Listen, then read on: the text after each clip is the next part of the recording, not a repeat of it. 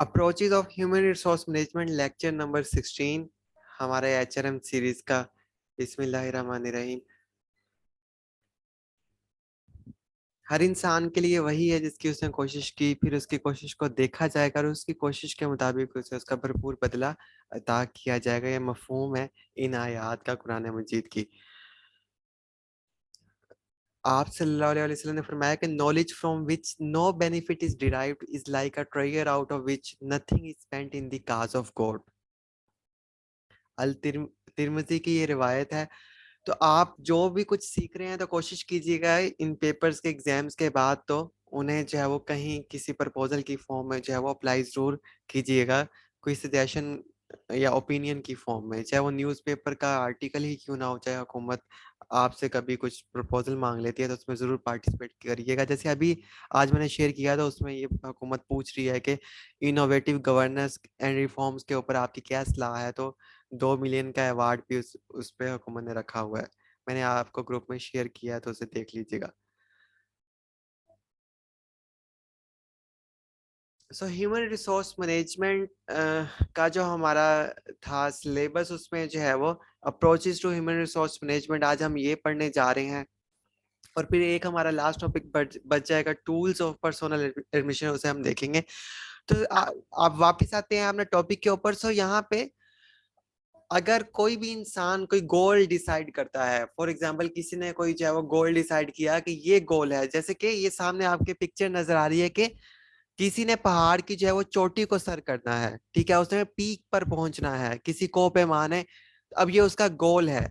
अब वो यहाँ पे किस तरह पहुंचेगा, कौन सा रास्ता, कौन सा तरीका, कौन सा जरिया, कौन सा वे इख्तियार करेगा कि वो यहाँ पे जो उसका गोल है पीक पर पहुंचना, उसे जो है वो अचीव कर पाए। अब हो सकता है को पैमा की ये स्ट्रेटजी और हिकमत अमली हो कि यहाँ से जो है वो घूम के डिफरेंट जो है वो इसके इर्द गिर्द घूम के जो है वो चक्कर लगाए और फिर जो है वो फाइनली अपने मंजिल तक पहुंचे। तो ये किसी एक को पे माँ का जो है वो हो सकती है सोच। इसी तरह जो है वो कि कोई दूसरा को पे माँ ये सोचता है कि जी, वो ये सोचता है कि मैं ऐसे गोल घूमने की बजाय जो है वो मैं सीधा जो है वो पहाड़ की चोटी के ऊपर जो है वो चढ़ जाऊंगा, तो मैं इस तरह इस गोल को अचीव कर पाऊंगा। ये उसकी जो है वो सोच हो सकती है, उसकी तरीका हो सकता है। ठीक है। और तीसरा कोई आता है को पे माँ, वो कहता है नहीं ये दोनों गलत हैं, तो मैं जो है वो किसी तरह से जो है फॉर एग्जांपल वो कहता है कि मैं हेलीकॉप्टर के जरिए यहाँ लैंड कर लेता हूँ, ठीक है, या कोई जो है वो कहता है पैराशूट के जरिए जो ऊंची पहाड़ी है वहां से जो है वो मैं फ्लाई करके यहाँ पे अप्रोच कर लेता हूँ।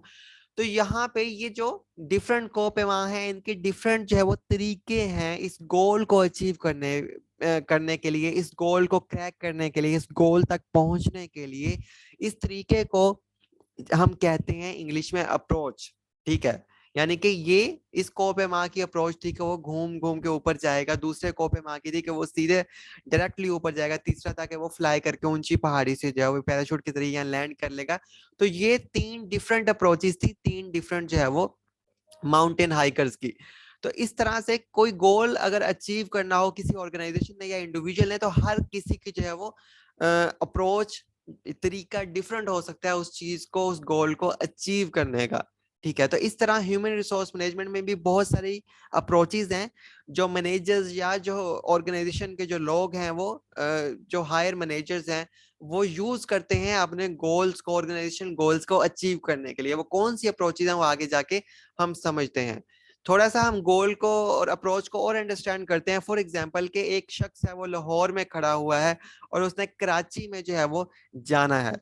ठीक है। अब उसके पास कराची उसकी मंजिल है, कराची उसका गोल है। तो अब वो गोल को कैसे अचीव करेगा, इस तरीके से जो है वो अपने गोल पे पहुंचेगा, उसकी क्या हिकमत अमली हो सकती है, ठीक है, उसकी क्या हिकमत अमली हो सकती है कि वो किस तरह कराची अपनी मंजिल की जानिब जो है वो बढ़े और जाए। एक तो तरीका ये हो सकता है कि वो वाया रोड जो है वो रास्ता इख्तियार करे, रोड को यूज करते हुए जो वो कराची पहुंचे। एक अप्रोच उसकी ये हो सकती है। दूसरी उसकी अप्रोच हो सकती है कि वो जो है रेल के जरिए जा सकता है। तीसरी उसकी अप्रोच ये हो सकती है वो किसी एयर के जरिए, एविएशन के जरिए वो कराची तक जो है वो रसाई हासिल कर सकता है, अपने गोल को, मंजिल तक जो है वो पहुंच सकता है। तो अप्रोच का मकसद और मतलब मीनिंग उसका ये है कि आप अपने गोल तक पहुंचने के लिए कौन सा तरीका, कौन सा जरिया, कौन सा वे जो है वो इख्तियार करते हैं, और यही इसका उर्दू मीनिंग में हमें मिलता है। तो कहते अप्रोच का एक मीनिंग है रसाई। ठीक है, किस तरह हम रसाई करते हैं अपने गोल की जानिब, और हमारा नुक्ता नजर क्या है गोल तक पहुंचने का। जैसे मैंने बताया कि 3 कोपे माए हैं और तीनों का डिफरेंट नुक्ता नजर है। ठीक है, तो क्या हमारा नुक्ता नजर है कि हम गोल तक पहुंच सकते हैं। एक इसका ये भी मतलब आ जाता है डिक्शनरी में कि गोल की तरफ जाना, गोल के करीब पहुंचना, मंजिल के नजदीक जाना, ये सारे अप्रोच के मीनिंग हैं। इंग्लिश में हम कह सकते हैं कि हम किस तरीके से, the way to reach the goal, हम किस तरीके से, किस रास्ते के जरिए जो है वो गोल तक पहुंच सकते हैं, किस तरह जो है अपना जो टास्क है, किस तरीके से हम अपना जो टास्क है, जो अपना हदफ है, उसे पूरा कर सकते हैं। ठीक है, किसी चीज को डील करने का जो तरीका होता है, ठीक है, उसे भी हम जो है वो अप्रोच कहते हैं। या किसी काम को करने का कोई जो है ढंग या कोई तरीका जो है वो भी अप्रोच के मीनिंग्स में आता है। तो ये हो गए सारे अप्रोच के लफ्जी और डिक्शनरी मीनिंग और डेफिनेशन वाइज। तो अब थोड़ा सा एचआरएम के पर्सपेक्टिव में आते हैं वापस। तो अप्रोच की डेफिनेशन क्या होगी, व्हाट इज अप्रोच। तो यहाँ पे हमें मिलती है कि the definition of approach refer to the process of going toward something. किसी, ये अप्रोच एक ऐसा प्रोसेस है, एक ऐसा तरीका कार है कि हम किसी गोल की तरफ जो है वो जाने का नाम जो है अप्रोच है। दूसरे में वो कहता है approach is define as the way to, way you handle something, किसी चीज को कुछ करने का नाम, हैंडल करने का नाम भी अप्रोच के मीनिंग्स में आता है। Approach means to move close to something, अपने गोल हदफ की जानिब जो है वो बढ़ना। ठीक है, वो क्या तरीका हो सकता है, किस तरीके से आप बढ़ते हैं, वो जो तरीका है वो अप्रोच कहलाता है। There are many different approaches to human resource management. HRM में बहुत सारी डिफरेंट अप्रोचेस हैं जो एचआरएम में, जो गोल्स होते हैं ऑर्गेनाइजेशन के, ठीक है, उन्हें अच्छी, क्योंकि गोल्स जो है वो डिपेंड होते हैं ना एम्प्लॉइज की परफॉर्मेंस के ऊपर। जितने अच्छा एम्प्लॉय परफॉर्म करेंगे उतनी जल्दी जो है उस एफिशिएंसी और इफेक्टिवनेस को यूज करते हुए वो ऑर्गेनाइजेशन अपने गोल को अचीव कर पाएगी। ठीक है, अब जो मैनेजर्स हैं ऑर्गेनाइजेशन के, वो क्या अप्रोचेस इख्तियार करते हैं अपने एम्प्लॉइज को लेके, उनसे किस तरह काम करवाते हैं, किन अप्रोचेस का सहारा लेते हैं कि उनसे उस तरीके से, उस ढंग से, उस वे से काम करवाया जाए कि ऑर्गेनाइजेशन के जो एम्प्लॉइज हैं उनकी एफिशिएंसी बाहर निकल के आए, इफेक्टिवनेस निकल के आए, और जो है वो ऑर्गेनाइजेशन अपने गोल को क्रैक कर पाए, अचीव कर पाए। ठीक है, तो ये मैनेजर कौन सी अप्रोचेस जो है यूज करते हैं ऑर्गेनाइजेशन में, और कितनी तरह की एचआरएम में अप्रोचेस होती हैं, तो हम ये सारी इंशाल्लाह इसमें पढ़ते हैं। तो बेसिकली जो है वो ब्रॉडली जो है वो एचआरएम की जितनी भी अप्रोचेज हैं, आगे हम पढ़ेंगे अभी थोड़ी देर बाद, तो उसे जो है वो जनरली जो है वो 2 किस्मों में डिवाइड किया जाता है। दी फर्स्ट, जिसे कहते हैं hard and soft HRM approaches. तो हार्ड जो है वो अप्रोच जो है उसे इंस्ट्रूमेंटल अप्रोच भी कहा जाता है। हार्ड एचआरएम अप्रोच को इंस्ट्रूमेंटल अप्रोच भी कहा जाता है। और इंस्ट्रूमेंट जैसे आपको पता है इसका मतलब होता है आलात, टूल, पुर्जा जात वगैरह जैसे मशीनों के होते हैं।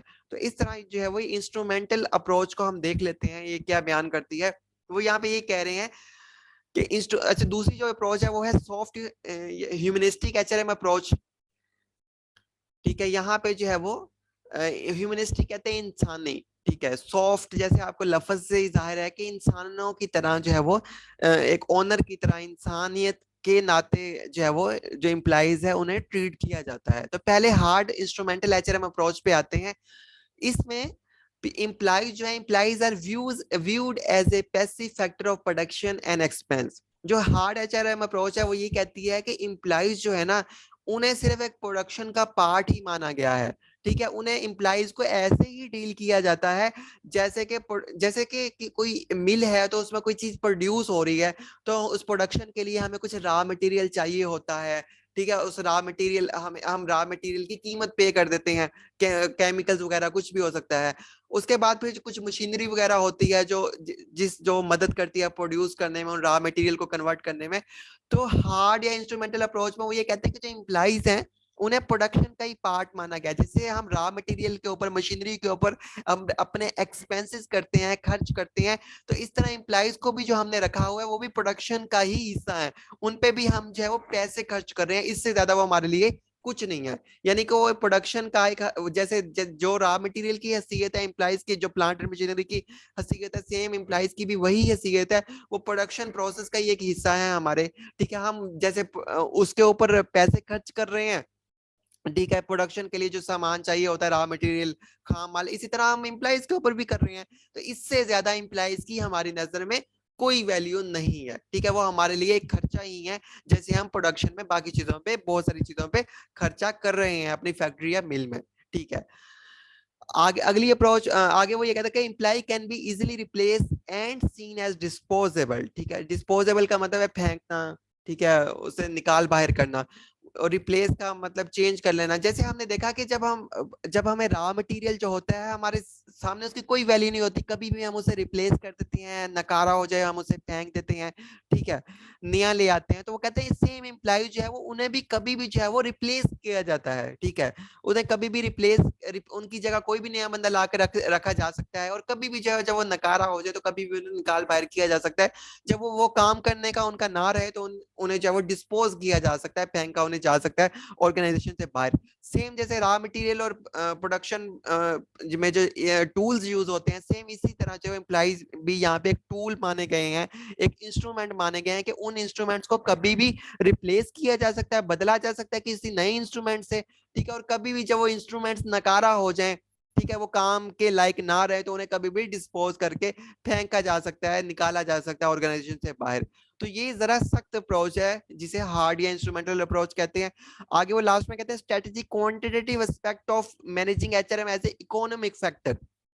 ठीक है, वो कहते हैं यहाँ पे जो है ना, हम एम्प्लाई को जो है वो ना एक इकोनॉमिक फैक्टर के तौर पे जो है वो, एक क्वांटिटेटिव और इकोनॉमिक फैक्टर, क्वांटिटेटिव का मतलब है जो है वो फिगर्स में, पैसों में, ठीक है, इकोनॉमिक फैक्टर के तौर पे जो है वो देख रहे होते हैं।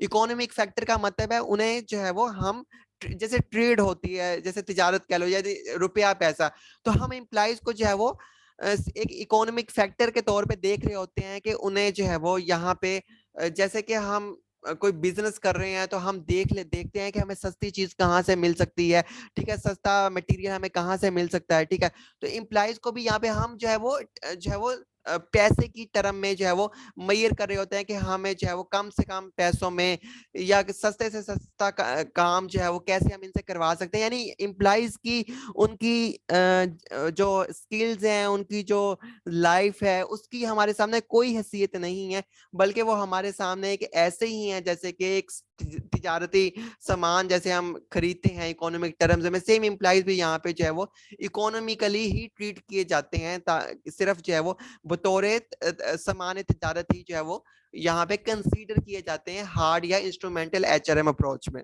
ठीक है, जहां से हमें सस्ता सामान तिजारत मिल गया तो वैसा हम उसे खरीद लेते हैं। अगर हमें उनकी कॉस्ट महंगी पड़ी है तो हम उनका ख्याल नहीं करेंगे, बल्कि उन्हें निकाल बाहर करेंगे, कि हमारे बिजनेस को सिर्फ फायदा हो जाए, चाहे एम्प्लॉइज जो है उनकी जिंदगियां खत्म हो जाए, लेकिन हम अपने बिजनेस को देखेंगे कि बिजनेस पे कितनी कॉस्ट या लागत पड़ रही है। ठीक है, तो इस तरह यहाँ पे एक इकोनॉमिक पैसों की मद में जो है एम्प्लॉय को देखा जाता है, ना कि रिस्पेक्ट की मद में।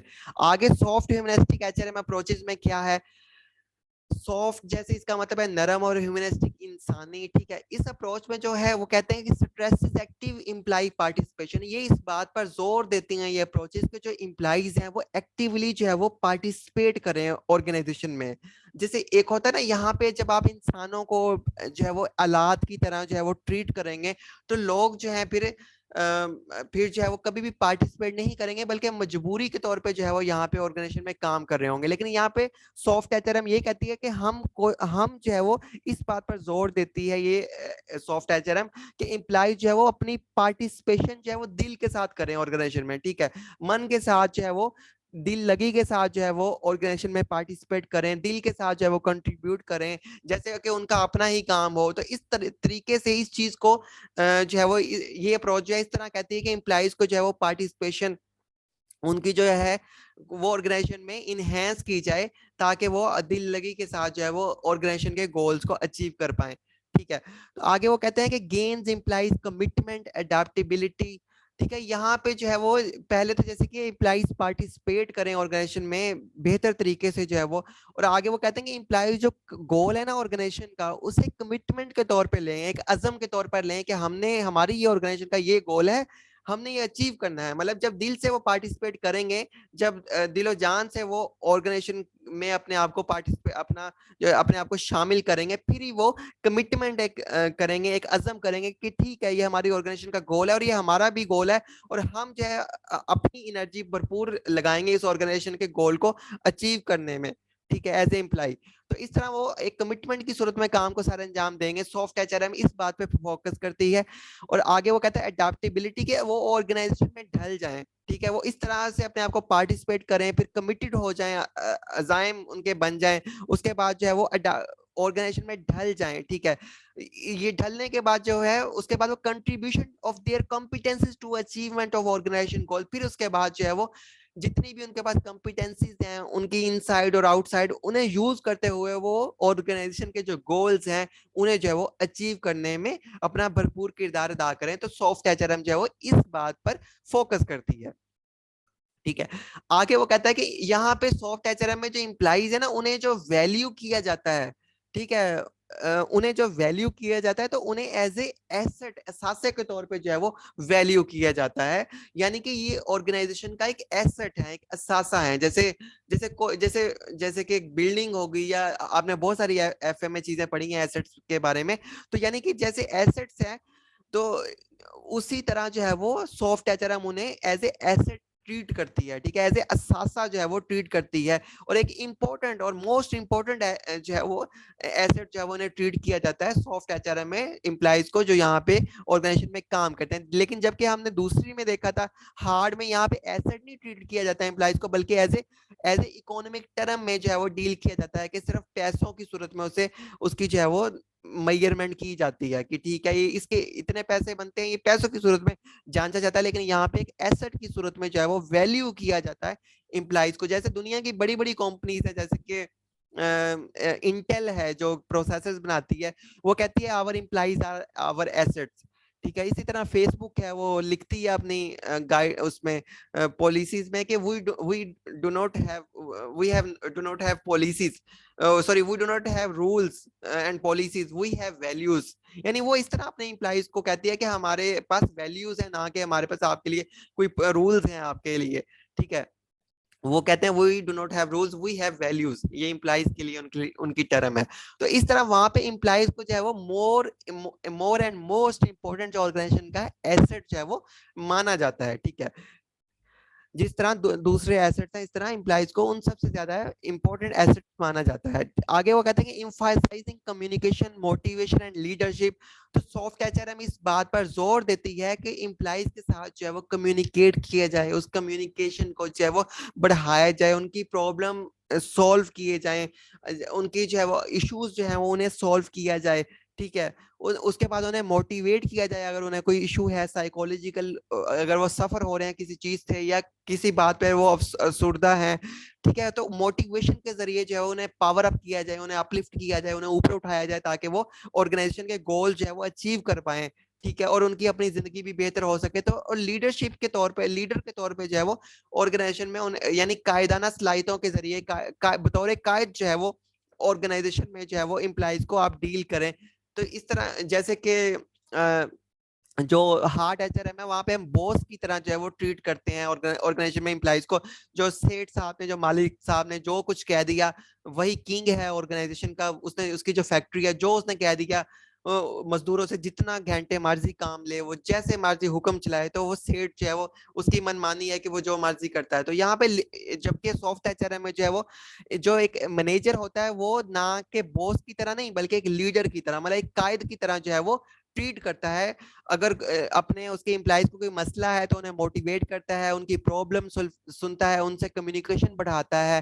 ठीक है, उनके मसले मसाइल जो है वो हल करता है, और कायद की तरह जो है वो उन्हें जो है वो ट्रीट करता है और उन्हें डायरेक्शन इस तरह से देता है कि लोग दिल से उन डायरेक्शंस को फॉलो करें, लोग मजबूरी समझकर, ड्यूटी समझकर जो है वो उसकी डायरेक्शन को ओबे ना करें, बल्कि जिस तरह लोग कायद जो होते हैं, जो लीडर्स होते हैं, उनकी जो डायरेक्शन होती हैं बगैर किसी फाइनेंशियल टर्म के, बगैर किसी जॉब के, उन्हें जो है वो सुनते हैं और वो मानते हैं। जैसे तमाम सियासी जमातें हैं, तो चाहे मजहबी जमातें हैं, तो लोगों की वहां पे ना उन्हें पैसे मिल रहे हैं, ना उन्हें फाइनेंशियल सैलरीज मिल रही है, ना उन्हें कोई जायदाद है कुछ और मिल रही है, जो नीचे वाले लोग हैं, ठीक है, आम जो तबका है पब्लिक का, तो वो तमाम जो लोग हैं, जो जो उनका मजहबी लीडर है, सियासी लीडर है, जो उनका कायद है, तो वो उसकी जो है वो बात फॉलो करते हैं, दिल से मानते हैं, ठीक है।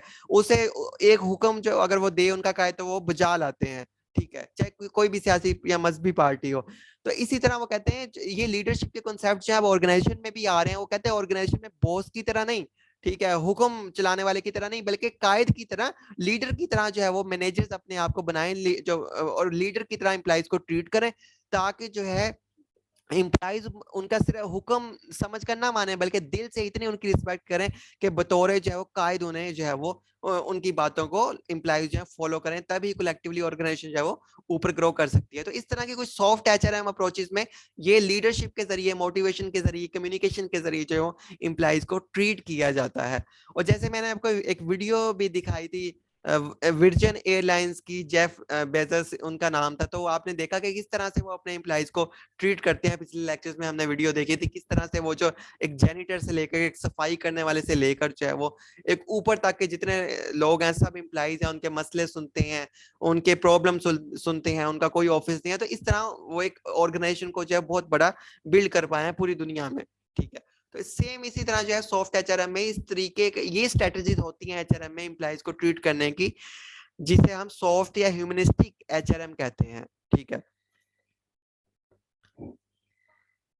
तो आगे हम चलते हैं, तो और ये तो हमने देखा कि सॉफ्ट एंड हार्ड में डिवीजन करते हैं हम एचआरएम की अप्रोचेस की। तो एक और तरीके से भी डिवीजन इसकी होती है, उसे हम तीन वेज में डिवाइड कर सकते हैं, जैसे कि classical approaches, behavioural approaches and modern approaches. तो क्लासिकल में जो रवायती जो अप्रोचेस हैं, जैसे साइंटिफिक मैनेजमेंट अप्रोच आ गई क्लासिकल में, ठीक है, एडमिनिस्ट्रेटिव अप्रोच आ गई, ठीक है, ब्यूरोक्रेटिक अप्रोच आ गई, जैसे ब्यूरोक्रेसी होती है हमारी, तो ये इस अप्रोच को फॉलो करती है, ये रवायती है, ठीक है। तो इस तरह से क्लासिकल, बिहेवियरल, मॉडर्न जो है, और मॉडर्न जो जदीद तरीन जो अप्रोचेस हैं जो आजकल यूज हो रही हैं, जैसे आपने पहले पढ़ा था एमबीओ, मैनेजमेंट बाय ऑब्जेक्टिव्स, ठीक है, टोटल क्वालिटी मैनेजमेंट, ये भी बहुत ज्यादा पॉपुलर हो रही है।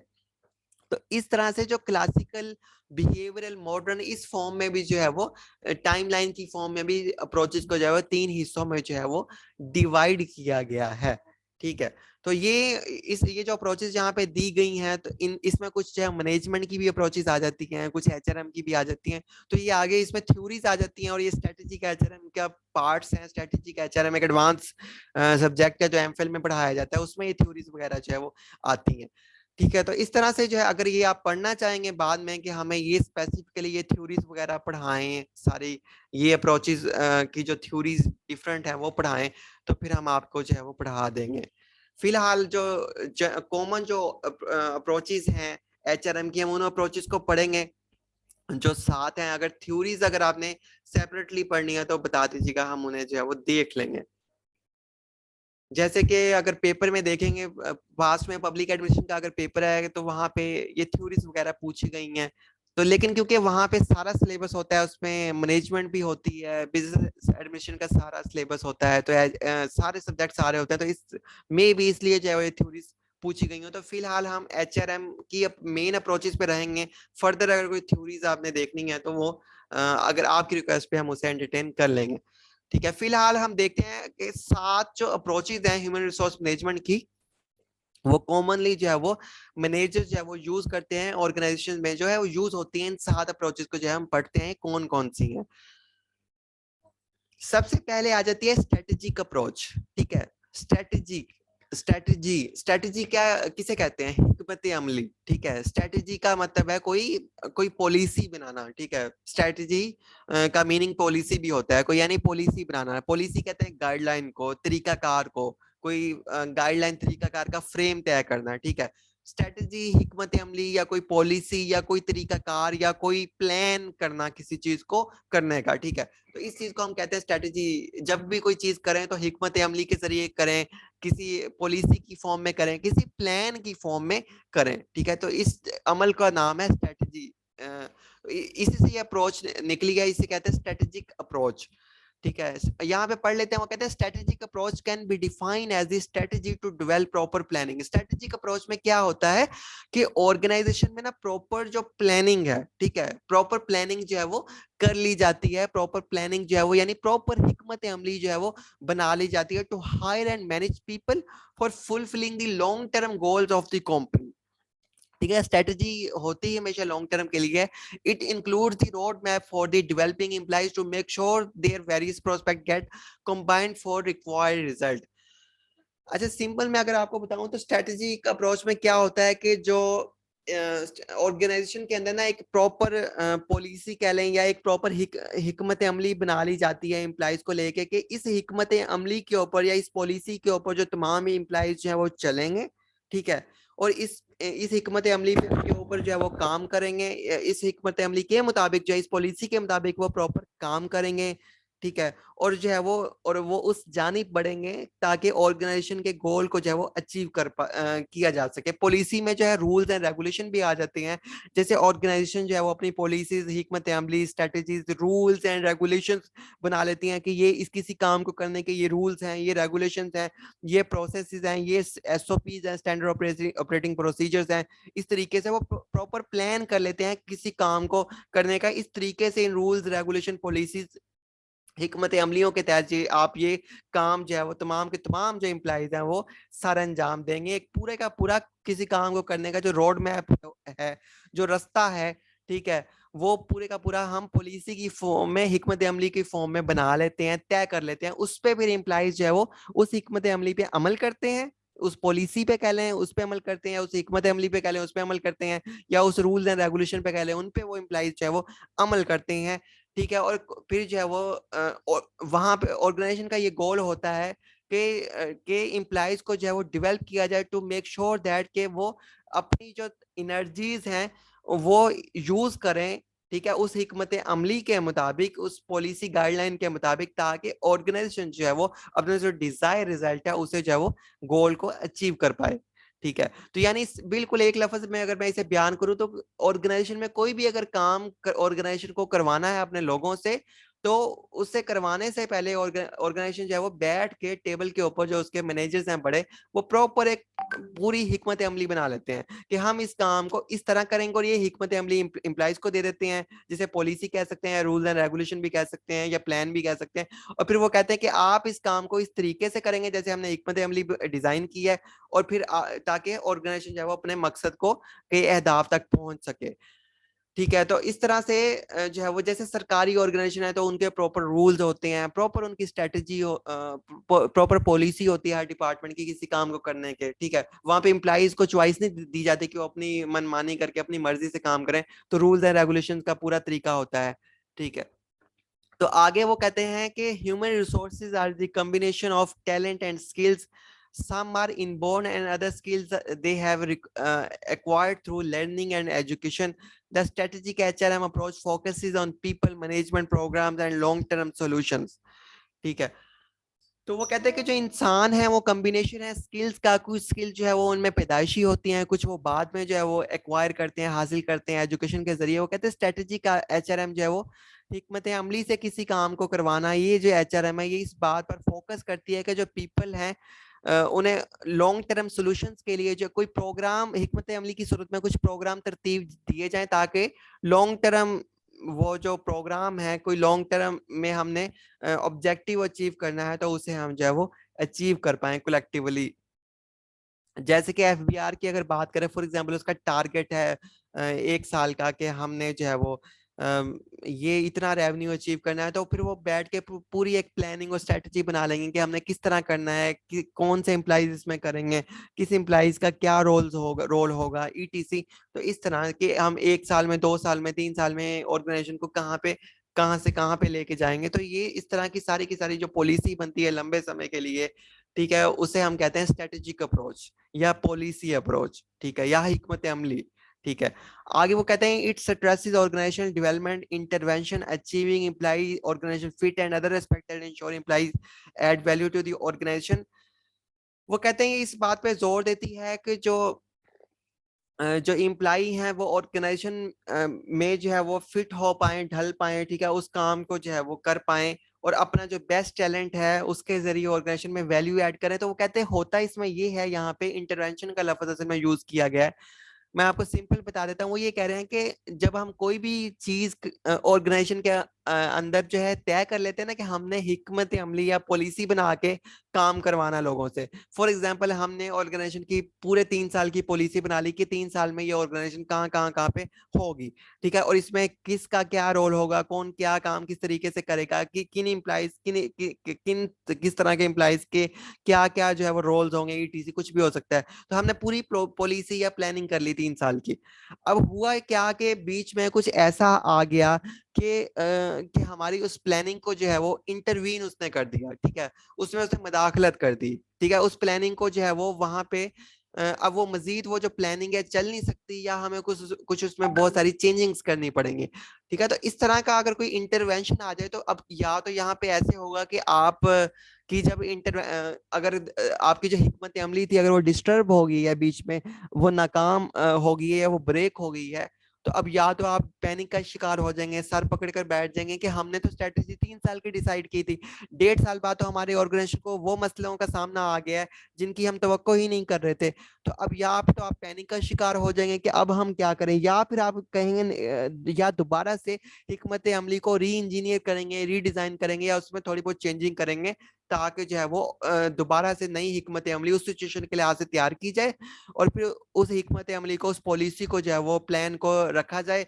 और फिर दोबारा से उस पर अमल करना शुरू कर दिया जाए ताकि ऑर्गेनाइजेशन जो है वो अगले 3 साल में चाहे उसी 3 साल में अचीव कर पाए अपने गोल को। इसकी एग्जाम्पल अगर मैं आपको ऐसे दूं, जैसे कि एफबीआर ने पिछले साल डिसाइड किया हुआ था कि उसका जो बजट है वो आई थिंक 4800 अरब था, इस तरह से ईटीसी। तो बीच में कोरोना आ गया और बजट को अब उसने प्लान किया हुआ था, हिकमत अमली की हुई थी, पूरे पाकिस्तान के तमाम जो जो आरटीओज हैं उन्हें डिवाइड करके दिया हुआ था बजट कि आपने इतना करना है, इस महीने में इतना करना है, इस क्वार्टर में इतना करना है। जब कोरोना आ गया तो उनकी तो वो पूरी की पूरी हिकमत अमली खराब हो गई। अब या तो एफबीआर पैनिक का शिकार हो जाता कि अब हम क्या करें ईटीसी, तो फिर उन्होंने अपनी हिकमत अमली बदली, तो उन्होंने अपना जो गोल है उसमें चेंजिंग की, तो उन्होंने कहा नहीं अब हमारा बजट 4800 नहीं बल्कि रिवाइज किया, आई थिंक 4600 उन्होंने कर दिया था, आपको याद होगा पिछले साल हमने पढ़ा था, ठीक है। तो इस तरह से उन्होंने अपनी स्ट्रेटेजी या हिकमत अमली या पॉलिसी जो है वो रिवाइज कर दी। तो इसी तरह कितने सारे बिजनेसेस होंगे, ऑर्गेनाइजेशन होंगी जिन्होंने कोरोना के नेचुरल रिस्पेक्ट की वजह से उन्होंने अपनी पॉलिसी जो है वो रिवाइज की। तो इस तरह से जब भी हम कोई काम, पॉलिसी, प्लान जो है वो किसी प्रोग्राम की, ठीक है, किसी स्ट्रेटेजी या किसी हिकमत अमली उर्दू में के तहत करते हैं लंबे समय के लिए खास तौर पे, ठीक है, तो उस चीज को, उस वे को, उस तरीके को कहते हैं स्ट्रेटेजिक अप्रोच, ठीक है। और ये ज्यादातर यूज होती है जो लॉन्ग टर्म जो गोल्स हैं उन्हें अचीव करने के लिए, शॉर्ट टर्म के लिए नहीं ये ज्यादातर इस्तेमाल की जाती। अच्छा, दूसरी जो अप्रोच है एचआरएम में वो है मैनेजमेंट अप्रोच, ठीक है। वैसे तो एचआरएम भी मैनेजमेंट का एक छोटा सा हिस्सा है, ठीक है, ठीक है। यहाँ पे एचआरएम के अंदर ही आ रही है कि मैनेजमेंट अप्रोच, वो यहाँ पे ये बोल रहे हैं कि HRM is a part of general management, ठीक है। वो कहते हैं एचआरएम, जैसे हम इतनी सारी हमने पीछे चीजें पढ़ी ना कि एचआरएम जो है वो वैल्यू करती है, एसेट समझती है एम्प्लॉइज को, कंपनसेशन पॉलिसीज बनाती है, इमोशंस का ख्याल रखती है, रिवार्ड देती है, हमने पता नहीं क्या क्या एचआरएम के सिलेबस में हमने देखा था।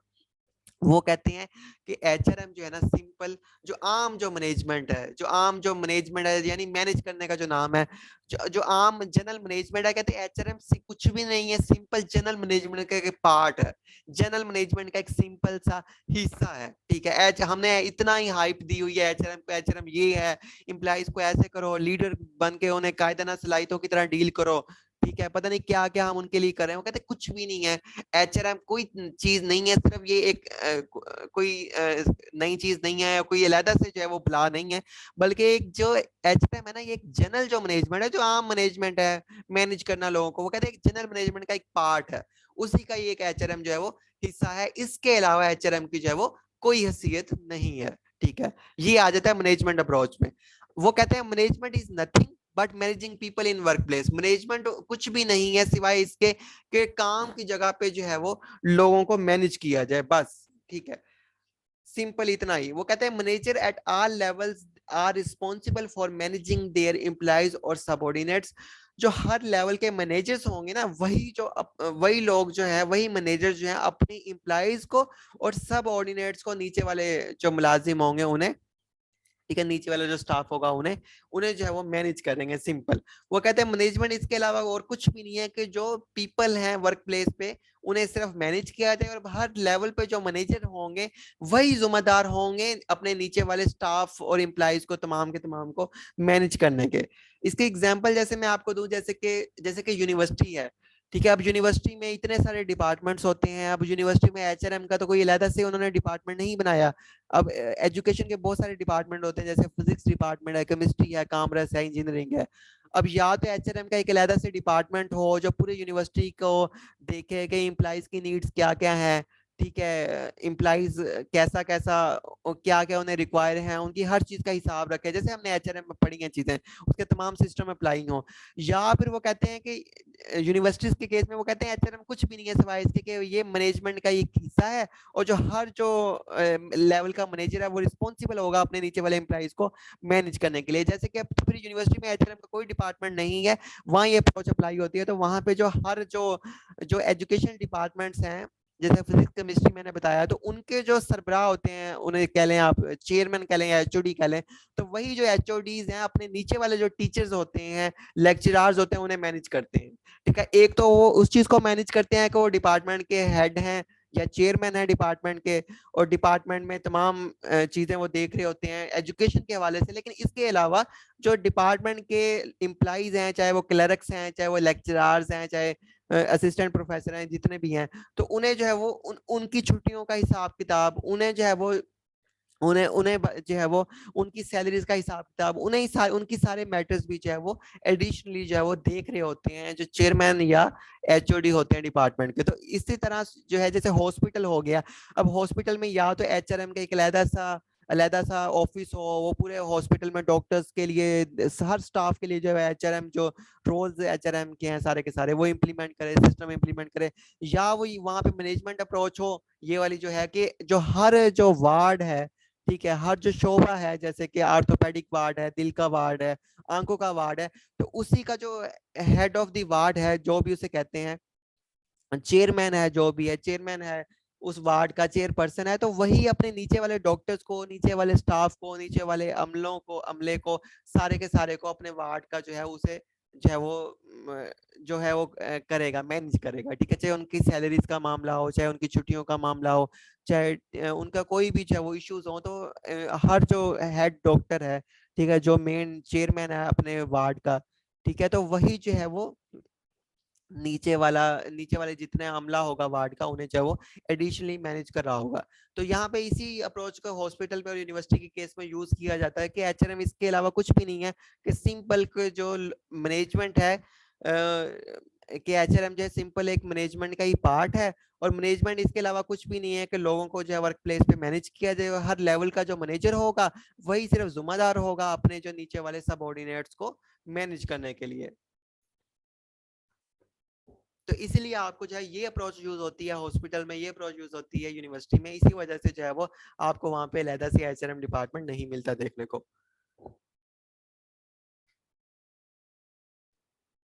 अच्छा, ह्यूमन रिसोर्स अप्रोच, ठीक है।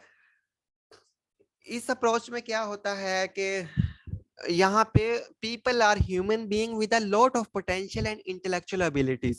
वो कहते हैं कि जो इंसान है, जो लोग हैं, वो इंसान हैं, और ये इंसान जो हमारे पास बतौर एम्प्लॉइज काम कर रहे हैं, इनमें बहुत सारा पोटेंशियल है, बहुत एनर्जी है, और बहुत सारी इनमें इंटेलेक्चुअल जो है वो दिमागी सलाहितें हैं। ठीक है, ठीक है, बहुत सारी इनमें जो है वो दिमागी सलाहितें हैं। ठीक है, it is important to treat people with respect and dignity. ये बहुत अहम है कि जो लोगों को जो है वो रिस्पेक्ट के जरिए, उन्हें जो ऑनर के जरिए, उन्हें अजमत के तौर पर जो है वो डील किया जाए। ठीक है, आगे वो कहते हैं the employees working in an organization are the human with versatile qualities. जो लोग हमारे पास ऑर्गेनाइजेशन में काम कर रहे हैं उनमें बहुत सी जो है वर्सेटाइल जो है वो यूनिक क्वालिटीज हैं, खूबियां हैं। Therefore everyone should be given equal importance in an organization. तो लिहाजा ये जरूरी है कि हर इंसान को जो भी ऑर्गेनाइजेशन में काम कर रहा है उसे इक्वल इंपॉर्टेंस मिलनी चाहिए, इक्वल जो है वो उसके साथ ट्रीटमेंट किया जाना चाहिए। ठीक है, और ये जदीद तरीन अप्रोच है ह्यूमन रिसोर्स अप्रोच, और दुनिया भर में जो है वो सबसे ज्यादा ऑर्गेनाइजेशन में ये यूज हो रही है आजकल के टाइम में।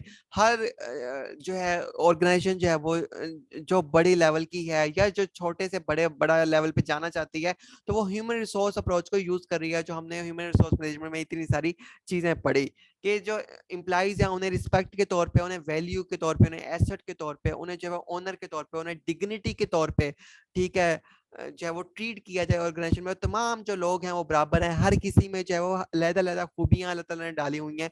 तो उन खूबियों का इस्तेमाल किया जाए और उनका इस्तेमाल जो है वो किया जाए, उन्हें वैल्यू दे के, उन्हें ऑनर दे के, ताकि जो है वो ऑर्गेनाइजेशन के गोल को अचीव करने में अपना किरदार अदा करें। जैसे एक कोटेशन है सामने, आइंस्टाइन यूनिवर्सिटी में पढ़ाते थे उस टाइम, तो उनका कोटेशन था कि I speak to everybody in the same way whether he is the garbage man or he is the chancellor of the university. वो कहते हैं कि मैं सेम तरीके से सबसे बात करता हूँ, चाहे वो कूड़ा उठाने वाला है, चाहे वो यूनिवर्सिटी का चांसलर ही क्यों नहीं है। ये जर्मनी में पढ़ाते थे, तो जर्मनी में जो मुल्क का जो हेड होता है उसका नाम चांसलर होता है, और जो यूनिवर्सिटियों का हेड होता है तो उसका नाम चांसलर नहीं होता बल्कि प्रेसिडेंट होता है। ठीक है, तो प्रेसिडेंट वहां पे चांसलर की जगह यूज होता है। ठीक है, जो मुल्क का हेड है उसे सिर्फ चांसलर कहते हैं, सिर्फ जर्मनी में ही होता है। तो इसलिए वो यहाँ पे ये कहते हैं कि मैं सेम तरीके से बात करता हूँ, चाहे वो यूनिवर्सिटी का चांसलर ही क्यों ना हो, चाहे वो जो है वो एक कूड़ा क्रिकेट उठाने वाला जो है वो इंसान ही क्यों ना हो जो यूनिवर्सिटी में मौजूद है। तो जैसे अभी पीछे आपने जेफ बेजोस की आई थिंक वो वीडियो थी जो आपने देखी वर्जन एयरलाइंस वाली, तो वो किस तरह से वो ट्रीट कर रहे हैं अपने एम्प्लॉइज के इंतहाई अच्छे तरीके के साथ, एक जेनिटर से लेकर ऊपर वाले तक। वो इसी वजह से कि वो ह्यूमन रिसोर्स अप्रोच को उन्होंने अडॉप्ट किया कि हर इंसान जो है उसकी वैल्यू करना चाहिए, उसकी रिस्पेक्ट करनी चाहिए, उसकी ऑनर करनी चाहिए। सब इंसान जो है बराबर है, उनके साथ इक्वल ट्रीट किया जाना चाहिए। हर इंसान जो है उसमें डिफरेंट एबिलिटीज हैं, और ऑर्गेनाइजेशन जो है वो उन एबिलिटीज को यूज करके जो है वो ऑर्गेनाइजेशन के गोल की तरफ की अचीवमेंट की तरफ पहुंच तभी सकती है जब ये इंसानों को एक रिसोर्स मानेंगे, एक वसीला वसाइल मानेंगे, एक एसेट के तौर पर ट्रीट करेंगे, एक डिग्निटी और रिस्पेक्ट की फॉर्म में उनके साथ बिहेव करेंगे ऑर्गेनाइजेशन। तो सबसे ज्यादा ह्यूमन रिसोर्स अप्रोच ही यूज हो रही है मॉडर्न ऑर्गेनाइजेशन में। तो ये सॉफ्ट एचआरएम में आ जाती है। ठीक है, और ये जो मैनेजमेंट अप्रोच पढ़ा, ये देखें, ये जरा ये हार्ड एचआरएम में आ जाती है। ये भी जरा साथ के साथ नोट कर लें जो हमने पीछे पढ़ी। देखें यहाँ पे वो कह रहा है कि मैनेजमेंट और कुछ भी नहीं है सिवाय इस चीज के कि लोगों को वर्क प्लेस में मैनेज किया जाए। ठीक है, यहाँ ये जरा हार्ड अप्रोच है। ठीक है, तो ये हार्ड एचआरएम में आ जाती है, इंस्ट्रूमेंटल अप्रोच भी इसे कह सकते हैं। ठीक है, ये जो पीछे हमने स्ट्रेटेजिक पढ़ी, तो ये भी सॉफ्ट एचआरएम अप्रोच है। ठीक है, हम एक हिकमत अमली बना लेते हैं किसी काम को करने की। तो this is the soft HRM approach, this is the hard HRM approach, and this is the again soft HRM approach. अच्छा, आप आगे चलते हैं कमोडिटी अप्रोच। कमोडिटी, ठीक है, कमोडिटी जो है वो अप्रोच जो है वो इसे हम देख लेते हैं। तो कमोडिटी क्या है? कहते हैं commodity is a tangible good, एक ये छुई जाने वाली चीज है, शेय है, that can be bought and sold, जिसे खरीदा और बेचा जा सकता है, और एक्सचेंज या उसे जो है वो किसी से तब्दील किया जा सकता है उसी तरह की प्रोडक्ट के बदले। यानी कमोडिटी उस चीज का नाम है, कहता है वो कोई भी छुई जाने वाली गुड हो सकती है जिसे खरीदा और बेचा जा सकता है या एक्सचेंज किया जा सकता है हम पल्ला जो है वो वैल्यू वाली गुड से। ठीक है, तो दिस इज द कमोडिटी। थोड़ा इसके मीनिंग पे मैं आ जाता हूँ, कमोडिटी क्यों इसने यूज किया। अच्छा, मैं आपको थोड़ा सा ये बताता चलूं, कमोडिटी जो टर्म है ना, इकोनॉमिक्स की टर्म है। तो इकोनॉमिक्स में जो ज्यादातर जो किसी शय को अगर नाम देना हो, जैसे आजकल हम गुड बिजनेस में गुड्स कहते हैं और मॉडर्न टाइम्स में हम प्रोडक्ट्स कहते हैं। तो जब क्योंकि जब 17वीं 18वीं सदी में जब इकोनॉमिक्स इवॉल्व होना शुरू हुई, तो इकोनॉमिक्स में जो है वो कमोडिटी लफ्ज ही टर्म यूज होती थी, और आज भी इकोनॉमिक्स में कमोडिटी ही टर्म यूज होती है। ठीक है, कमोडिटी का मीनिंग हम देखते हैं पहले।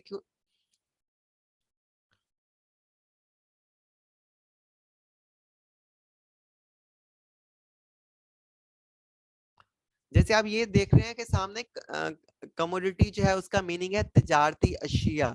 ठीक है, सेम इसका वही मीनिंग है, इकोनॉमिक्स में सिर्फ ये टर्म यूज होती है। इसका मतलब है तिजारती अशिया, या इसका इंग्लिश में मीनिंग है गुड या फिर ट्रेड गुड्स, ठीक है। This is the meaning of commodity, ठीक है। इस तरह से जैसे कि कमोडिटी का एक और मीनिंग है उर्दू पॉइंट, आपको पता है फेमस वेबसाइट है पाकिस्तान की, तो यहाँ लिखते हैं असबाब। जैसे हम बातें अक्सर करते हैं मालो असबाब या असबाब, असबाब और दौलत, ठीक है। ये पुराने लफ्ज हैं, देखें असबाब बहुत पुराना लफ्ज है, अब यूज नहीं होता मालो दौलत या असबाब। मालो असबाब हम उसमें टर्म डिफिकल्ट उर्दू में यूज करते हैं। तो इसका एक मतलब है असबाब, ठीक है। इसका एक मतलब है माल या जिनसी, ठीक है, या मुफीद शय, ठीक है। पहले भी शय लफ्ज यूज होता था, अब शय भी ज्यादा यूज नहीं होता, क्योंकि ये पुराने लफ्ज जो है वो कंसीडर अब किए जाते हैं, ठीक है। इस तरह और दूसरी हमारी ये फेमस वेबसाइट है, ये भी बताते हैं कि जो कमोडिटी का मतलब है कारामद या कीमती शय या माल, ठीक है। तो ये इसके एक्चुअल जो मीनिंग है कमोडिटी के इकोनॉमिक्स में या उर्दू में, वो ये है शय के, ठीक है, चीज के या माल के या कीमती या करामत जो है वो शय के, ठीक है। तो कमोडिटी जो है वो इकोनॉमिक्स में जो है वो टर्म यूज की जाती है किसी भी गुड के लिए, किसी भी शय के लिए, किसी भी चीज के लिए, किसी भी माल के लिए, क्योंकि और इकोनॉमिक्स जो है वो ज्यादातर इसमें टर्म जो है वो यही कमोडिटी इस्तेमाल की जाती है। और जो बिजनेस है, जब इकोनॉमिक्स के बाद 20वीं सदी में बिजनेस इवॉल्व होना शुरू हुआ, तो वहां पे फिर जो गुड है वो लफ्ज यूज होना शुरू हुआ, यानी गुड का मतलब है चीज, ठीक है, वो लफ्ज यूज होना शुरू हुआ। और फिर मॉडर्न टाइम्स में आजकल जो है वो, यानी शुरुआत में 17वीं 18वीं 19वीं सदी में जो कमोडिटी लफ्ज यूज होता था इकोनॉमिक्स में, तो यही आज भी यूज हो रहा है। मैं जनरल बिजनेस की बात कर रहा हूँ, पहले कमोडिटी यूज हुआ करता था लफ्ज, ठीक है, जनरल मार्केट में। उसके बाद फिर लफ्ज गुड यूज होना शुरू हो गया, ठीक है, कि गुड का मतलब होता है शेयर। और आपको पता है 1800 कुछ में सेल्स ऑफ गुड्स एक्ट भी बना था, जो आप हम सबने बीकॉम में पढ़ा है। और उसके बाद जो आजकल मॉडर्न टाइम में जो लफ्ज है वो प्रोडक्ट यूज हो रहा है। प्रोडक्ट असल में गुड अशिया को शेयर को कहते थे, प्रोडक्ट जो है, क्योंकि प्रोडक्ट वो चीज होती है, प्रोडक्ट का असल में मीनिंग होता है मल्टीप्लीकेशन, मल्टीप्लाई। जैसे केमिकल केमिस्ट्री, हर चीज आपको पता है मल्टीप्लाई होकर बनती है, केमिकल रिएक्शन के जरिए बनती है, जैसे साबुन हो गया, प्लास्टिक हो गया, ठीक है, कोई भी चीज होगी। तो वो जैसे पेप्सी होगी तो उसमें भी केमिकल होते हैं। इसी तरह जो खाने वाली कुछ भी चीजें हैं, टॉफीज वगैरह, बाकी चॉकलेट्स वगैरह, तो वो मल्टीप्लाई होती है। तो इसलिए अब वो लफ्ज इतना ज्यादा हो गया कि प्रोडक्ट प्रोडक्ट प्रोडक्ट, हालांकि वो केमिस्ट्री से इवॉल्व हुआ है कि जब मल्टीप्लिकेशन होती है डिफरेंट केमिकल्स की, तो वो, तो अब जनरली ज्यादा टर्म जो है वो प्रोडक्ट यूज होती है। तो इससे पहले गुड यूज होती थी, तो बहुत इकोनॉमिक्स में कमोडिटी उस चीज को कह देते हैं, लेकिन इकोनॉमिक्स आज भी उन चीजों को कमोडिटी ही कहती है, ठीक है। ये इसका हिस्ट्री है, ठीक है। तो इसका जब भी मीनिंग ले तो इसका मतलब आप समझ लीजिएगा गुड शय अशिया। अब हम चलते हैं इसके ऊपर कि ये है क्या चीज। कमोडिटी अप्रोच क्या है, वो कहते हैं कमोडिटी अप्रोच, यानी कि, ठीक है, the fourth approach follow by the HRM is commodity approach. वो कहते हैं चौथी जो अप्रोच है जो एचआरएम में फॉलो की जाती है वो कमोडिटी अप्रोच है। The employees are treated as the commodity, ठीक है। इंप्लाई को भी ना एक कमोडिटी, एक गुड के, एक अशिया के तौर पर जो है वो एक प्रोडक्ट के तौर पर डील किया जाता है बिजनेस में। In this approach the employees are taken for granted as they are not treated as humans. वो कहते हैं यहाँ पे जो एम्प्लॉइज है ना, उन्हें बतौर इंसान जो है वो ट्रीट नहीं किया जाता, ठीक है। उन्हें जो है वो एक खाम माल के तौर पर, एक जिन्स की तौर पर, एक अशिया के तौर पर जो है वो, ठीक है, एक गुड की तौर पर ही ट्रीट किया जाता है। जैसे कि हम खाम माल कोई लेते हैं उसमें हमारा खर्चा होता है, ठीक है, जैसे कोई गुड है उसमें हमारा खर्चा होता है, जब हम गुड को फेंकना चाहें, रिप्लेस करना चाहें, ठीक है, नहीं बनाना चाहें, इस तरह नया एम्प्लॉय हम रखना चाहें, तो सेम इसी तरह जो है एम्प्लॉय को एक कम्युनिटी के तौर पर ही लिया जाता है। यानी उसकी एज ए इंसान कोई वैल्यू नहीं है, उसे बतौर इंसान ट्रीट नहीं किया जाता, उसे बतौर कम्युनिटी ही ट्रीट किया जाता है, कोई शय के तौर पर ही उसे ट्रीट किया जाता है। वो शय जिसकी कोई वैल्यू या हैसियत नहीं है, जैसे खाम माल होता है उसकी कोई हैसियत नहीं होती है, सेम इंसान को भी खाम माल के तौर पर, प्रोडक्शन के हिस्से के तौर पर ही जो है वो डील और ट्रीट किया जाता है ऑर्गेनाइजेशन में। This approach we can say that this is the commodity approach. आगे वो कहते हैं they are view as a cog of machine, people can be hired and fired through money. वो कहते हैं जैसे अभी मैंने आपको बताया कि उन्हें मशीन के एक पुर्जे की तरह ही ट्रीट किया जाता है, जब तक वो पुर्जा जो है मशीन का वो जो हिस्सा है वो हमें मदद देगा प्रोडक्शन को चलाने में, ठीक है, अपनी जब तक उसके हाथ पांव सलामत हैं वो काम करता रहेगा। जैसे ही वो नकारा हुआ तो हम डिस्पोज कर देंगे, हम नया ले आएंगे। हमें इससे कोई फर्क नहीं पड़ता कि उस कि वो इंसान है, हमें सिर्फ यही पता है कि वो प्रोडक्शन का एक मशीनरी के तौर पे एक पुर्जा ही है। और अगर वो पुर्जा काम करने से इनकार कर देगा, खराब हो जाएगा, तो हम जैसे पुर्जा रिप्लेस करते हैं हम चेंज कर देंगे, नया पुर्जा ले आएंगे, उससे काम ले लेंगे, ठीक है। और इससे ज्यादा हमारी उस इंसान के लिए, एम्प्लॉय के लिए कोई वैल्यू नहीं है। People can be hired and fired through money. वो कहते हैं हम, हमारे पास पैसा है, हम कभी निकाल सकते हैं लोगों को, और कभी जो है वो हायर कर सकते हैं, कभी भी निकाल बाहर कर सकते हैं, ठीक है। हमारे एज ए इंसान नहीं, हम बतौर पुर्जे के तौर पर उन्हें ट्रीट करेंगे, माल, खाम माल के तौर पर, कभी भी निकाल लें, नया परचेज कर लें, पुर्जा रिप्लेस कर दें, ठीक है। इससे ज्यादा हमारे लिए कोई वैल्यू नहीं है। It is money that matter most. वो कहते हैं कि ये जो पैसा है ना, सिर्फ यही मैटर करता है, ठीक है। या पैसा ही सिर्फ मैटर करता है, पैसा ही सिर्फ मैटर किया जाता है। There is a saying money is sweeter than honey. यानी वो कहते हैं कि जो पैसा है वो शहद से भी जो ज्यादा है वो मीठा है, ठीक। यानी कि वो इस मुहावरा इस्तेमाल कर रहे हैं कि money is sweeter than honey, this approach view as the economic pen, ठीक है। वो क्या, यानी कि इसका मतलब क्या हुआ इस मुहावरे का? वो कहते हैं कि जो पैसा है ना, जो सिर्फ वही मैटर करता है, और पैसा जो है वो शहद से भी ज्यादा मीठा होता है। यानी वो कहते हैं कि पैसे से जो है वो मीठे से मीठा शहद भी खरीदा जा सकता है। अगर हमारे पास पैसा होगा तो हम उससे जो है वो मीठे से मीठा शहद भी जो है वो खरीद सकते हैं। तो अगर हमें जो है वो इम्प्लाई कोई पसंद नहीं है, तो हम उस जैसा हमारे पास सिर्फ पैसा होना चाहिए, तो हम जैसा मर्जी जो है वो इम्प्लाई जिस तरीके का हायर कर सकते हैं। अगर वो भी पसंद आया, उसे भी फायर कर सकते हैं, नया हायर कर सकते हैं। वो कहते हैं पैसा जो है वो शहद से भी ज्यादा मीठा है, इससे इस पैसे से मीठा शहद भी खरीदा जा सकता है, ठीक है। आगे वो कहते हैं this approach view as a economic man. यानी कि इकोनॉमिक मैन वही commodity, economic man means, economic means कि किसी पैसे रुपए की फॉर्म में, यानी कमोडिटी की फॉर्म में, शेयर की फॉर्म में ही यहाँ पे इंसान को देखा जाता है। यहाँ इंसान को एसेट की फॉर्म में नहीं, वैल्यू की फॉर्म में नहीं, किसी नजरिए के फॉर्म में नहीं, किसी इंसानी नाते की फॉर्म में नहीं, बल्कि जैसे खाम माल पे पैसा खर्च हो रहा है, जैसे प्लांट और मशीनरी पे पैसा खर्च हो रहा है, यहाँ भी इंसान पे जो है वो पैसा ही हमारा खर्च हो रहा है। तो इंसान को जैसे शेयों पे पैसा, चीजों पे पैसा खर्च होता है, इंसान पे भी हम पैसा वैसे ही खर्च कर रहे हैं। तो इससे ज्यादा हमारे सामने उसकी कोई हैसियत नहीं है, ठीक है। तो this is approach we can say that commodity approach in human resource management. और ये अगेन मैं बताता चलूँ, ये एक हार्ड एचआरएम अप्रोच है, इस तरह से आप सेग्रीगेट कर सकते हैं।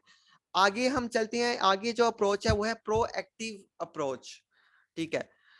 प्रोएक्टिव का क्या मीनिंग होता है?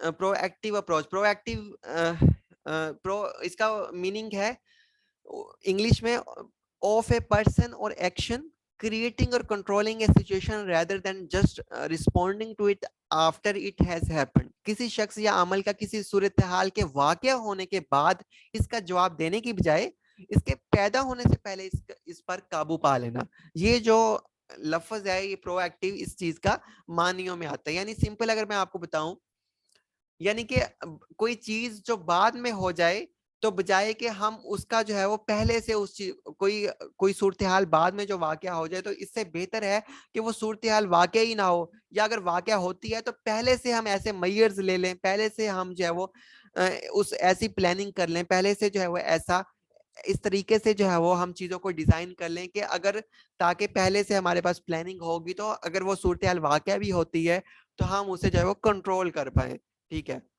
बजाय ये कि नुकसान हो जाए, सूरत हाल जो है वो हो जाए, और बाद में जो है वो आप से जो है वो उस अफसोस कर रहे हो, तो अफसोस की बजाय पहले से कोई मैयर ले लेना सिचुएशन को कंट्रोल करने के लिए जो फ्यूचर में एक्सपेक्टेड है, ठीक है। उस चीज को पहले से आप कोई ऐसा मैयर ले लेते हैं कि फ्यूचर में कोई अगर सिरकमस्टेंस सिचुएशन हो सकती है, तो उस चीज को पहले से ही कोई ऐसा मैयर लेके हम कंट्रोल कर लें इन एडवांस। तो इस तरह की जो अप्रोच है उसे कहते हैं प्रोएक्टिव अप्रोच, ठीक है। इसकी एग्जांपल अगर मैं आपको दूं, जैसे अभी हमला हुआ, ठीक है, एक जो है वो सियासी जमात के लीडर के ऊपर गुजरात में। तो अब वो हमला जो है वो जैसे पुलिस एक डिपार्टमेंट है, तो उसमें अगर वहां पे अगर उनका एचआरएम सिस्टम ये होता है कि अगर वो पहले से ही सिक्योरिटी उनकी होती, पहले से ही जो है सिक्योरिटी बढ़ा बढ़ा के वो रखते, ठीक है, तो वो हमला हो ही ना पाता। पहले से ही चेकिंग चेकिंग के जरिए लोगों को अंदर जाने देते, पहले से जो है हर बंदे की आइडेंटिफिकेशन होती, फिर जो है उसे डाला जाता जलसे में या उस लॉन्ग मार्च में टीसी। तो इस तरह से ताकि ताकि हर बंदा उस अमल से गुजरता, उस सिक्योरिटी प्रोसेस से गुजरता, फिर कुछ कोई हादसा ही ना होता। तो यहाँ पे हादसा हो गया, तो बाहर बाद में ख्याल तो आ रहे हैं कि हमें ऐसे कर लेना चाहिए था, ऐसे कर लेना चाहिए था, पुलिस को और बाकी इदारों को, सबको, ठीक है।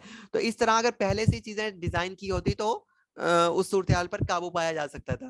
ठीक है, तो ये कह सकते हैं प्रोएक्टिव अप्रोच अगर होती पुलिस की तो।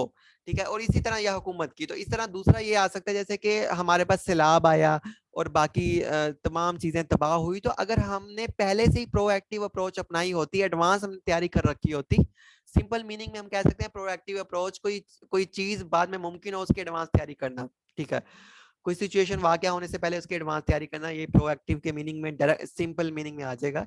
जैसे कि सैलाब आया तो सैलाब बाद में आया, तो उससे पहले ही अगर हमने 2017 18 19 20 में या इससे पिछले दहाइयों में हमने डैम्स बनाए होते, ठीक है, बहुत बड़े बड़े हमने डैम्स बना रखे होते, ठीक है, तो इस तरह से अगर सैलाब, यानी ये एक हमारी प्रोएक्टिव अप्रोच होती है कि जैसे सैलाब का पानी आता तो उन डैमों में चला जाता तो किसी को भी पाकिस्तान जो है वो 75% 70% ना डूबता।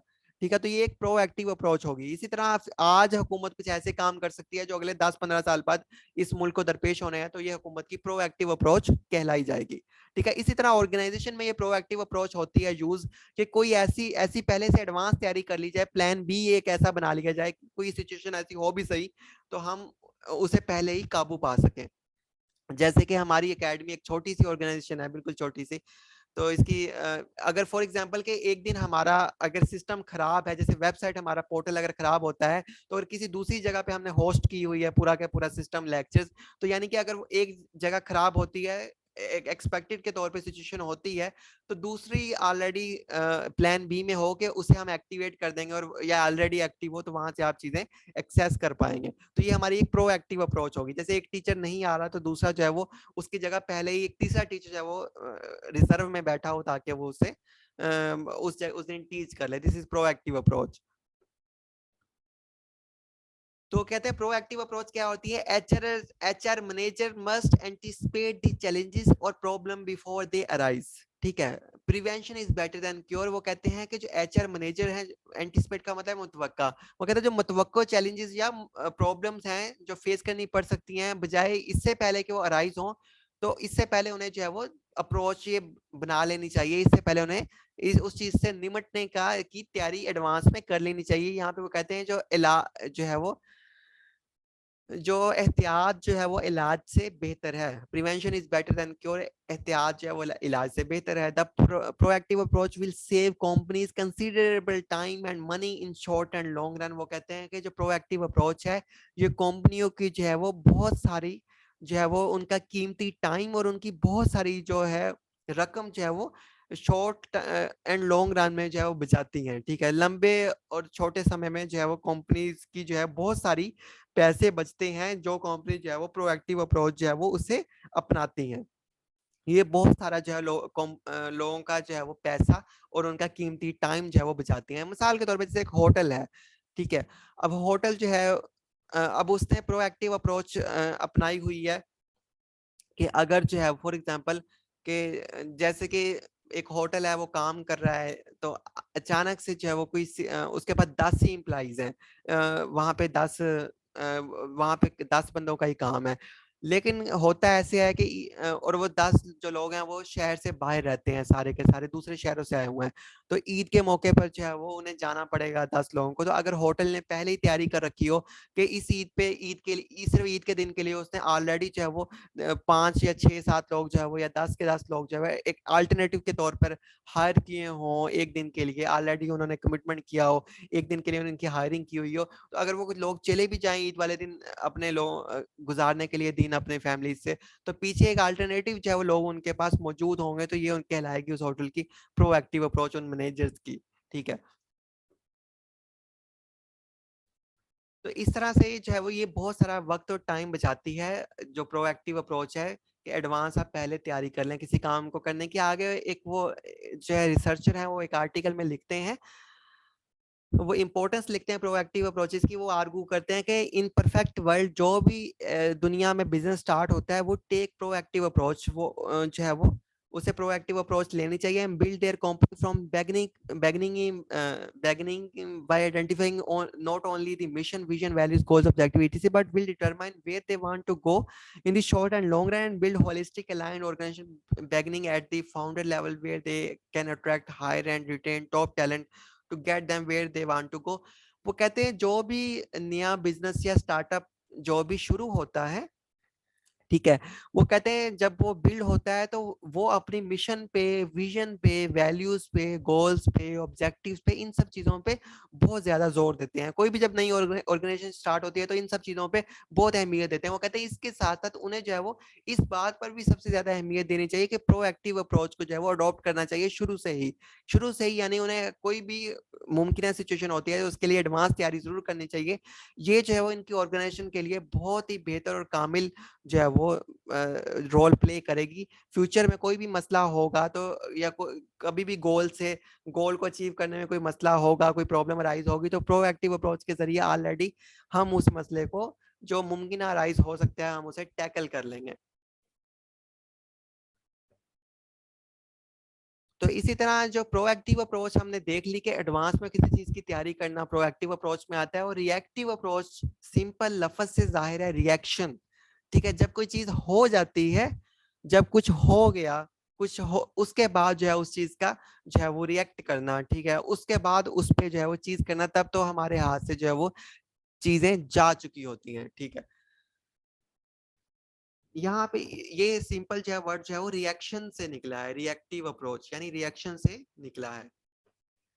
वो यहाँ पे ये कहते हैं it occur when decision maker respond to problems. ये तब अक्कर होती, ये रिएक्टिव अप्रोच तब आती है जब डिसीजन मेकर जो है वो रिस्पॉन्ड करते हैं किसी प्रॉब्लम को जो हो चुकी होती है। It efforts are reactive only. ये जो फिर एफर्ट्स होती है ना सारी की सारी, ये सिर्फ रिएक्टिव ही होती हैं। जैसे कि मैंने आपको बताया जो लॉन्ग मार्च है उसमें हादसा हो गया, तो अब सारे भागे फिर रहे हैं, सिर्फ वो रिएक्शन ही कर सकते हैं, मतलब और इसके अलावा तहकीकात ही कर सकते हैं, और कुछ भी उनके हाथ में नहीं है। इससे पहले प्रोएक्टिव अप्रोच होती तो उनके सारी चीजें आसान हो पाती, वो हादसा ही मुमकिन ना होता, ठीक है। आगे वो कहते हैं प्रॉब्लम मे बी कंपाउंडेड। तो प्रॉब्लम जो है वो जब हम रिएक्टिव अप्रोच अपनाएंगे तो प्रॉब्लम जो है वो बहुत बढ़ जाएंगे, ठीक है। अपॉर्चुनिटीज बहुत सारी जो है वो लॉस हो सकती है, मिस हो सकती है, एंड ऑर्गेनाइजेशन में सफर लॉस, और ऑर्गेनाइजेशन को जो है खसारे का सामना भी करना पड़ सकता है, ठीक है। वो कहते हैं कि जो रिएक्टिव अप्रोच है, जैसे कि अगर मैं इसकी एग्जांपल आपको दूं, अगर मैं इसकी एग्जांपल आपको दूं तो यहाँ पे जैसे कि अगर अब एक ऑर्गेनाइजेशन में एक कुछ मैनेजर्स हैं, वो कहते हैं अच्छा जो होगा देखा जाएगा, ठीक है, जो होगा देखा जाएगा, देख लेंगे, ठीक है, जो होगा देखा जाएगा, ठीक है, देखा जाएगा देखा जाएगा, ठीक है। उसके बाद कुछ प्रॉब्लम अराइज हो जाती है, ठीक है, अचानक ही कुछ प्रॉब्लम जो है वो अराइज हो जाती है। उसके बाद जब प्रॉब्लम हो गई तो उसके बाद फिर जो उस प्रॉब्लम को रिस्पॉन्ड करते हैं, अब क्या फायदा, जब जो है वो तब तो लॉस ही होगा, ठीक है। और मे भी वो प्रॉब्लम इतनी बढ़ जाए, ठीक है, कि जो है वो नुकसान का जो है वो ज़ाला ही ना किया जा सके, ठीक है, ठीक है। और ऑर्गेनाइजेशन जो है वो बहुत सारी जो अपॉर्चुनिटीज है वो मिस कर दे, और ऑर्गेनाइजेशन को बहुत सारे नुकसान का जो है वो सामना करना पड़ सकता है, ठीक है। तो जब हम कहते हैं जो भी होगा देखा जाएगा, हम प्रोएक्टिव अप्रोच नहीं अपनाते। सिर्फ जब चीजें हो जाती हैं, वाकया हो जाती हैं, प्रॉब्लम्स हो जाती हैं, उन होने के बाद हम उन्हें सॉल्व करते हैं, ठीक है, तो फिर वो प्रॉब्लम एक प्रॉब्लम नहीं रहती, बल्कि वो बहुत ज्यादा कंपाउंडेड हो जाती है, मल्टीप्लाई हो जाती हैं, उन्हें फिर कंट्रोल करना मुश्किल हो जाता है, और कलेक्टिवली नुकसान तो हमारा तय ही होता है कि नुकसान होता है, ठीक है। जैसे सरकारी इदारे हैं सारे के सारे, तो यहाँ पे कोई भी प्रोएक्टिव अप्रोच नहीं ली जाती। जैसे एसओईज हमने सारी पढ़ी, तो हर जगह वहां पे जो है रिएक्टिव अप्रोच ही ले ली जाती है। जब नुकसान हो जाता है तब वो सोचते हैं अच्छा अब क्या करना है, तो तब तो सब चिड़ियां खेत जो है वो चुग चुकी होती हैं, तो तब कुछ भी नहीं हो सकता सवाए अफसोस के, मलामत के, उस नुकसान का अजाला करने के, उस नुकसान की भरपाई करने के। तो यहाँ पे वो यही कहते हैं कि कंपनीज जो है वो उन्हें कंपनी जो है वो एक तो वक्त का ज़िया होगा बहुत ज्यादा, उसके बाद जो है वो पैसे का भी ज़िया होगा, वक्त और पैसे दोनों का ज़िया होगा if they take a reactive approach. अगर वो रिएक्टिव अप्रोच पे जो है वो काम करेंगी, अगर रिएक्टिव अप्रोच को अपनी ऑर्गेनाइजेशन में अपनाएंगी, तो बहुत ही बेकार ऑर्गेनाइजेशन होती हैं जो रिएक्टिव अप्रोच पे काम रिएक्टिव अप्रोच को अपनाती हैं। वरना दुनिया की जितनी भी बेस्ट ऑर्गेनाइजेशन है वो प्रोएक्टिव अप्रोच को ही जो है अडॉप्ट करती हैं इनसाइड दी ऑर्गेनाइजेशन।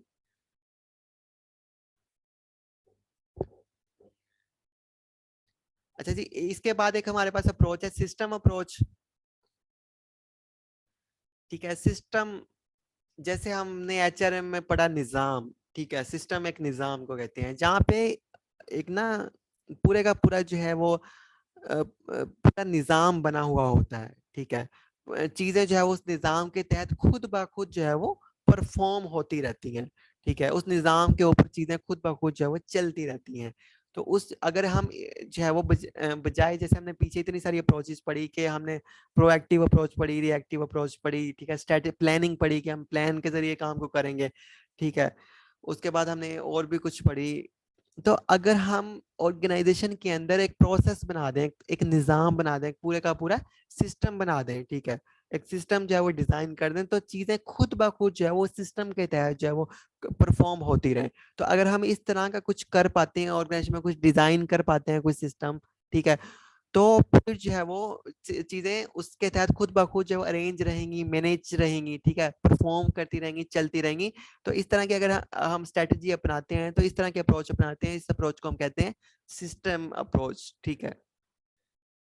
वो कहते हैं system is a set of inter related but separate elements or parts components working together for a common goal, ठीक है। यानी वो ठीक है, वो कहते हैं सिस्टम जो है वो बहुत सारे एलिमेंट्स और पार्ट्स यानी कंपोनेंट्स पे, टुकड़ों पे मुश्तमिल हो सकता है।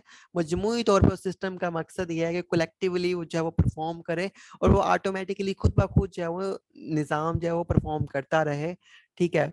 उसके और एक पूरा का पूरा निज़ाम बना वो परफॉर्म करता रहे, ठीक है, ताकि जो है वो जो गोल्स हैं ऑर्गेनाइजेशन के, उन्हें अचीव किया जा सके। जैसे वो कहते हैं for example HRM is a system, जैसे एचआरएम एक सिस्टम है that may have parts such as selection, training, performance appraisal and reward, one part affect and is affected by other. जैसे वो कहते हैं एचआरएम भी एक पूरे का पूरा सिस्टम है, और इसमें बहुत सारे कंपोनेंट्स हैं जिन्हें पार्ट्स भी कह सकते हैं, जैसे कि ट्रेनिंग हो गया, अप्रेजल हो गया, रिवार्ड हो गया। तो कहते हैं इस तरह अगर पूरे का पूरा सिस्टम ऑर्गेनाइजेशन के अंदर जो है वो अप्लाई कर दिया जाए, पूरे का पूरा सिस्टम जो है वो नाफिज कर दिया जाए, तो चीजें उस सिस्टम के मुताबिक ढलती जाएंगी, परफॉर्म होती जाएंगी, मैनेज होती रहेंगी, ठीक है। उनके उसी सिस्टम के मुताबिक जो है वो चीजें प्ले होती रहेंगी, रन होती रहेंगी, ठीक है। तो इस तरह से जो है वो चीजें जो है वो एक बेहतर अंदाज में जो है निजाम के तहत जो है वो चल पाएंगी। तो वो कहते हैं इस तरह का अगर चीज ऑर्गेनाइजेशन के अंदर कर दी जाए, तो उसे हम कहते हैं सिस्टम अप्रोच, ठीक है। जैसे हमने पढ़ा था परफॉर्मेंस मैनेजमेंट सिस्टम, अगर हम एक comprehensive performance management system organization के अंदर अप्लाई कर दें, तो वो भी सिस्टम अप्रोच के अंदर आएगा। इसी तरह उनकी एफिशिएंसी को लेके एक जो पूरे का पूरा ऑर्गेनाइज सिस्टम बना दें ऑर्गेनाइजेशन के अंदर, तो ये वो सिस्टम अप्रोच के अंदर आएगा। तो इस तरह जब हम सिस्टम्स डिजाइन करते हैं किसी ऑर्गेनाइजेशन के लिए, देखो प्लान जो है वो कभी ना कभी फेल हो जाएगा, ठीक है, स्ट्रेटेजी कभी ना कभी हमें चेंज करनी पड़ेगी। तो हम इसी तरह से जो है वो रिएक्टिव अप्रोच जो है वो तब होगी जब हम प्रॉब्लम आ जाएगी, प्रोएक्टिव जब हम किसी चीज के लिए एडवांस में तैयारी कर लें। लेकिन जब हम चीजें सिस्टम के तहत, निजाम के तहत बनाते हैं ना, निजाम एक पूरे का पूरा क्रिएट कर देते हैं, तो फिर उस निजाम में ये भी गुंजाइश हो कि वो इनोवेशन को, नई चीजों को, तब्दीलियों को, प्रॉब्लम्स को भी हल करने की सलाहियत रखता हो, तो फिर चीजें ऑटोमेटिकली उस निजाम के तहत जो खुद ब खुद जो वो चलना शुरू हो जाती हैं, चलना शुरू कर देती हैं, ठीक है। तो इस तरह का जो बहुत बड़ी ऑर्गेनाइजेशन में है, तो अब जदीद दौर में तो सिस्टमेटिक अप्रोचेज अपनाई जा रही हैं कि एक निज़ाम जो है वो अपनाया जा रहा है ताकि चीज़ें उसके तहत परफॉर्म होती रहें। तो इस तरह के अप्रोच को हम कहते हैं सिस्टम अप्रोच, ठीक है। तो यहाँ पे हमारा सेशन एंड होता है आज का, कि जो हमने 7 अप्रोचेस पढ़ी ह्यूमन रिसोर्स मैनेजमेंट की, कि क्या होती हैं, किस तरह ये काम करती हैं, किस तरह ये अडॉप्ट होती हैं, और इनके क्या मकसद है। तो यहाँ पे आपका कोई भी क्वेश्चन है तो आप आस्क कर सकते हैं। जो स्टूडेंट जाना चाहें, रेस्ट करना चाहें, वो लीव कर सकते हैं क्लास।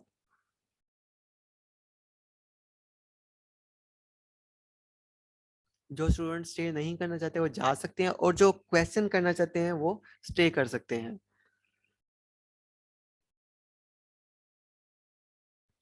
ठीक है। तो यहाँ पे आपका कोई क्वेश्चन है तो प्लीज आप आस्क करें, अगर नहीं है तो हम मीटिंग को क्लोज कर देते हैं। मैं वेट कर रहा हूँ आपके क्वेश्चंस को लेने के लिए, तो प्लीज अपना क्वेश्चन आस्क करें। अगर किसी को समझ नहीं आया, किसी भी हिस्से में प्रॉब्लम, दुश्वारी, परेशानी का सामना करना पड़ा है, तो वो भी मुझे बताएं ताकि मैं उसे क्लियर कर पाऊँ।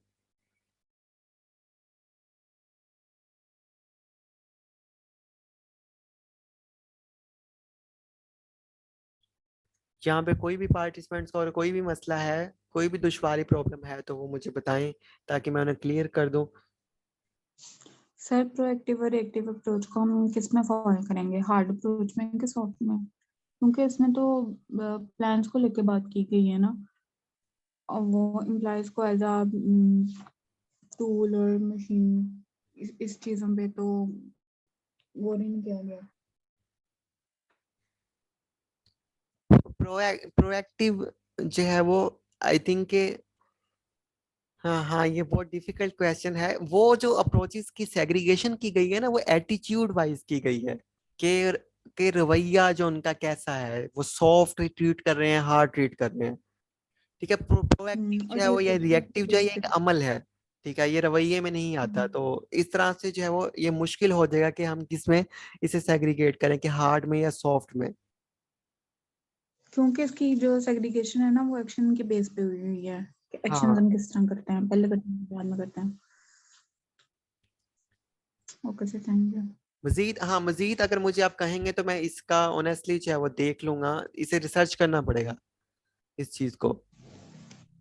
लेकिन इस टाइम मुझे मुझे कंफर्म नहीं है, क्योंकि वो एटीट्यूड वाइज सेग्रीगेशन की हुई है, और ये प्रोएक्टिव हाँ या ये ये एक अमल का नाम है।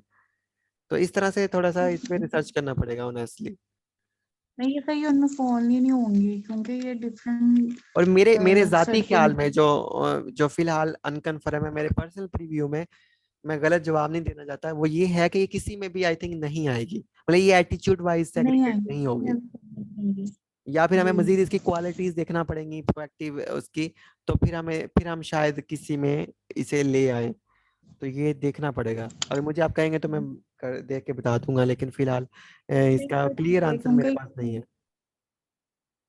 ये फॉल भी नहीं करेंगे उनमें ना। हाँ, मेरा मेरा ख्याल ये है कि फॉल नहीं करेगी, उस कैटेगरी में फॉल नहीं करेगी। जैसे सर आपने कहा था कि 15 तक क्लासेस होंगी, तो क्या 15 को हमारा लास्ट लेक्चर होगा? कोशिश हमारी बहुत ज्यादा यही है। चलें ठीक है, थैंक यू सर।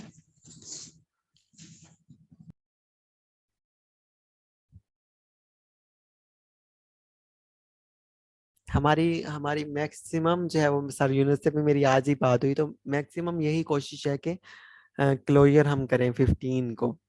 ठीक है। तो अब बाकी अल्लाह ताला पे है, अब देखें क्या होता है।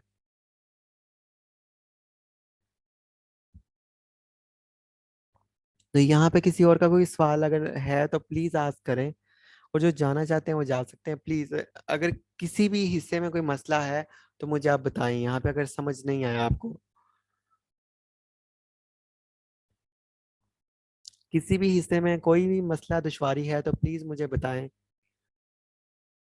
30 सेकेंड है आपके पास, अगर नहीं बताएंगे फिर मैं स्विच ऑफ कर दूंगा जूम को, वरना वीडियो लंबी हो जाएगी हमारी।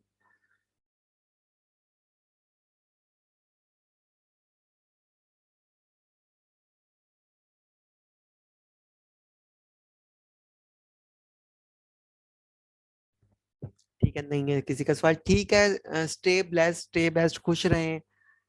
Take care, goodbye and अल्लाह हाफिज।